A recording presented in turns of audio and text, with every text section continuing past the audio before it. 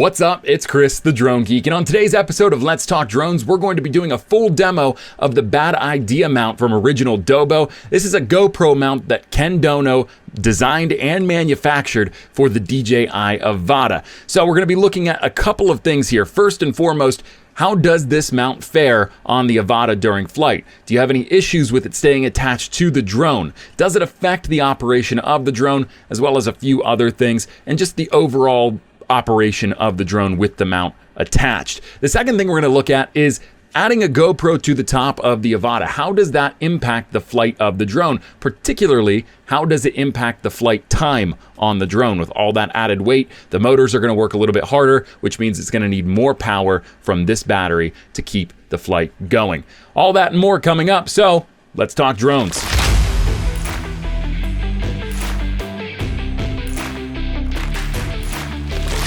All right, so we're out here at Thompson Street Park. We've got Thompson Street Stadium just behind the camera, which is where we're gonna be flying today. We are, as I said in the intro, testing out the Bad Idea mount from OriginaldoBo. Ken Dono, the designer, the producer, the manufacturer of this mount. I have to say, it is the coolest GoPro mount for a DJI drone that I've seen yet. The one that went on the FPV, Ken's was actually like a helmet that went over top of the shell on the DJI FPV. I actually have one that Ken didn't make because I didn't know he was making them until after I had purchased this, that like clamps onto the sides and has a little clamp over the top front vent. So just peace of mind, this vent right here, this mount right here, you can see has screws that you actually screw into the side of the body of the DJI Avata. Very secure. I have no doubts that this is going to stay attached to the drone, and even the mechanism that you screw the GoPro mounting bracket to, it's very solid. Absolutely 10 out of 10 on the build quality. I know it's called the Bad Idea mount, and I can't remember quite what that joke was in one of the videos that Ken tests it out for the first time, but even though the name is Bad Idea, this is a great idea. And I really like the way it's balanced. And I think that's something we should really talk about here just for a moment. The balance on this is really, really good. I mean, I know that the palm of my hand is covering a lot of that, but even if I just even it out just like that, there's a little bit of front weight, so it's a little bit head heavy, but overall, really well balanced. I'll be anxious to see, and this is the thing that I'm really most curious about in this review, is how does the flight time become affected by adding the weight of the GoPro? That has nothing to do with the mount itself. That's just a tertiary question that we're answering with this video. Really, I want to see how effective is this? Does it hold up? I have a good feeling about it. Oh, and actually, before we get started with the flight, I do want to talk about this product too that I purchased from OriginaldoBo on his Etsy. It's also where you can find the GoPro mount. It's the Strap It or Lose It headband battery holder. And I have to say, this has helped tremendously in my cable management. I've had no issues with dangling wires, having the battery in my pocket, forgetting about where I put the battery, and then having it ripped out of my headset. Everything about this has changed the way I'm going to fly. Way more convenient, way more clean, and it's one less thing I have to worry about. All right, let's go ahead and get into it. Okay, so I'm gonna just show you the takeoff. With the added weight of the GoPro, I think it's important we take a look at it. Normally, I would start the Avata in manual mode. I'm not going to do that for this particular test just because we have some wires above us. It's sort of hairy and I don't know how this thing's gonna act. I've never flown with the mount before, so this is all new to me. So let's go ahead and just take it off in normal mode and see how it affects, because we can safely deduce that if there's some sort of negative or even positive effect in normal mode, that means that there's probably going to be even more so in manual mode, where it's a little bit more loose, a little bit more free. So let's go ahead and do that now. Got the propellers started up. And you can see it's hovering with little to no problem. Turn it around, everything looks good there. Yeah, I mean, there's really not much of a difference. You can tell it's a little weightier, but overall not too bad. Let's go ahead and get this away from the microphone. We've already got a lawnmower competing with us. Let's talk a little bit about the performance on this drone with the Bad Idea mount from OriginaldoBo.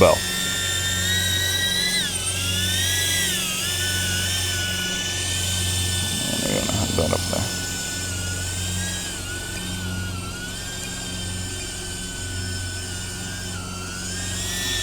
Okay, so I don't know if you could see that on the video feed or not. I've got both the drone and the GoPro video that I'll be alternating back and forth on this video. But when I went into manual mode, there was a little bit of a drop, and the added weight certainly affected it. So let's go ahead. This is Thompson Street Stadium, home of the Jersey Shore Bulldogs, one of the best teams in the state of Pennsylvania for high school football. And I think they only play on this field games. I don't think that they actually practice, and I am gonna adjust my goggles. I'm having a hard time seeing. There we go. Okay, that's better. Okay, so yeah, overall, just flying this thing around, you can tell there's a little more weight to it. And what I'm really interested in is the battery life. And as I'm watching the screen, I wish that I had a recording of the screen. I don't with the battery life indicator. It is dropping 1% pretty much every 3 or 4 seconds. And I usually, when I'm flying in manual mode, I don't fly very fast. I don't do any acro with this drone. I can get between 12 and 15 minutes on a battery, which is about where they rate it at. It looks like I'm gonna be probably somewhere in the ballpark, just based upon the battery meter and what it's telling me now. I would say between 7 and 8 minutes, which is where I pretty much expected this to be. Let's go ahead. Let's see how it handles in tight quarters. A little nervous to do this, just because, again, I don't know how this is gonna go. We'll see. Oop. Hey, pardon the interruption. I just wanted to know, are you enjoying this review of the Bad Idea mount on the DJI Avata from OriginaldoBo? If you are, thank today's sponsor, the Droning Company, the #1 online resource for commercial remote pilots. If you've got your Part 107 and you're based in the United States, you gotta check out the Droning Company. They've got a second-to-none job board that's growing with more and more opportunities on the job board. Plus, if you get a job on the Droning Company's job board, they take nothing off the top for each individual job. If it's advertised at $300, you get $300 for your efforts. The only thing you have to do is pay a $10 a month subscription or $100 for an annual subscription one time each year. It's really inexpensive when you think about it. One drone job is going to pay off your entire annual subscription and probably then some. Check them out online, thedroningcompany.com, and across all major social media platforms. There we go. I'll fly it under the bleachers here. This is like a walkabout people use during the high school football games. You can walk under the bleachers rather than in front of them where it gets a little bit crowded during the games. In fact, actually, no, you can't walk in front of them anymore. I think at one point you used to be able to walk down through here, but now the team uses it, and I guess the only alleyway is really on the bleachers right here, which of course can get very, very crowded. So yeah, I mean, we're down to 63% battery on this already. And that's again after saying that before I was getting anywhere between 12 and 15 minutes with the DJI Avata battery with the way that I fly. That's gonna vary based upon, you know, how fast you fly, if you do acro, how high you're flying is another thing. We haven't really taken this very high, and I don't typically take it very high just because this drone isn't really built for that. It's built for lower to the ground flight and indoor flight as well. So this is about as high as I go, usually between 50 and 75 feet. I found myself just testing it at like 125 feet, 150 feet, but it really, that's the performance starts to suffer there. And we're down to 55%. So I'm just gonna go ahead and wrap up this test. There we are right there. I'm gonna go ahead and wrap up this test pretty quick here with just some thoughts. Overall, the handling is about the same. You certainly can feel a difference with the GoPro mounted to it. It does, like when I let go of the throttle or when I push the throttle down, the drop is much more severe than when we don't have the GoPro on it. In fact, it's a lot more severe. But other than that, the turning, the way that I bank, the way that I can turn the drone, the handling itself is largely unaffected, at least as far as I've seen so far. This is my first flight with the Bad Idea mount from OriginaldoBo. I have the link for this down in the description of this video. If you're interested in mounting a GoPro to your DJI Avata, Ken's mount is second to none. I haven't seen, and in fact, I think it might be the only one out there right now. I haven't seen anybody else with a competing product.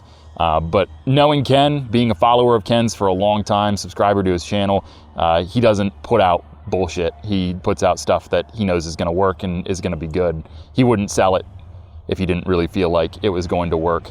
Let's go ahead and go through the tunnel one more time. I feel like I sort of chickened out on that last time. This could be famous last words here.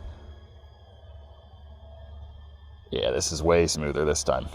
The thing I'm finding with FPV, just on like a general note, is as I'm learning to fly and getting better at manual flight, sometimes it's just about committing, and half the battle is like not being afraid to just hit a gap, or to, not that that's like a really hard gap to hit, it's pretty wide berth, but just not being afraid to go for it. And ever since I've started doing that, I've felt myself become a better pilot. Now, I haven't crashed yet, and I'm sure that'll take the wind out of my sails a little bit when I do, inevitably. But overall, yeah, that's my advice for anybody that might just be starting to fly manual. You know, don't be afraid. Go for it. Hit those gaps. Try something new. You're only going to get better for it. So we'll wrap up this flight as I go overhead with a shot of our baseball field. I'm not going to go over there. They're playing soccer in the main part of the park. I don't want to get too close. I've already had the police called on me one time flying around here. I'd rather not have it happen again. So, okay, let's go ahead and land it, and I'll give my closing thoughts. All right, so closing thoughts on this drone. We're not going to go back to the office for the end of this video. Just going to do it out here in the field because I like to do more of this stuff, and the weather's very pleasant. It's a little bit chilly here in north central Pennsylvania, but I want to soak this up as long as I can because when the winter hits, it's not going to be nearly as nice. Really, really love the mount by Ken Dono from OriginaldoBo's. So Ken, thank you so much, man. I know I paid for it, but like, this is just really high quality. In terms of the way that the mount works, it's perfect, really easy to apply. Like I said, there's just a screw on either end that Ken actually provides for you in the pack. He also provides you with an Allen wrench that you can use to remove the screws that DJI had in place there for the frame, and then put his longer screws in there so that it actually reaches and attaches to the frame appropriately. It's very convenient, very easy. So 10 out of 10 on the Bad Idea frame. Again, I've got the link for that down in the description of this video if you're interested in purchasing it. I don't get anything off the top. This is just purely something that I see out in the field that I'm like, yeah, that's a cool thing that we can all benefit from if we use it correctly, and I want to share it with you. So definitely check the link out. If you haven't already purchased this and you want to mount a GoPro to your Avata, this is the way to go, man. There's nothing else out there. Ken is an awesome creator on YouTube. Even better 3D printer. But in terms of the way that the GoPro fits to the Avata, there's a lot of argument about whether or not this is redundant, because a lot of people believe that the camera on the Avata is good enough, and this camera isn't so much better than this camera that it warrants putting this on top and losing the flight time. I disagree with that to an extent. I feel like there was a big improvement to this camera from the DJI FPV. The camera on this is absolutely better than what we saw on the DJI FPV, but it still isn't quite what I want it to be. And I know there are a lot of other people out there that believe the same thing.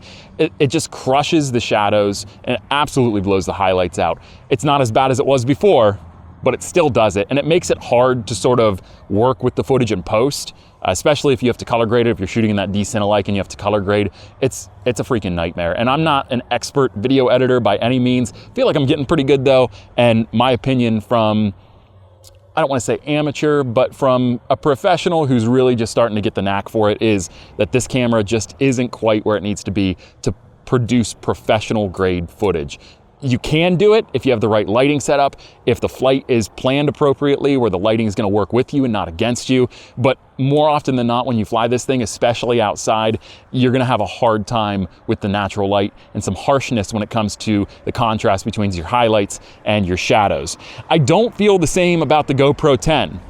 I think the GoPro 10 does a really good job with the contrast of the image. It does not crush shadows. It does not blow out highlights. Now, I do have an ND filter here on the GoPro just because it is an action camera, and an action camera, no matter how good it is still going to be limited in how it handles light.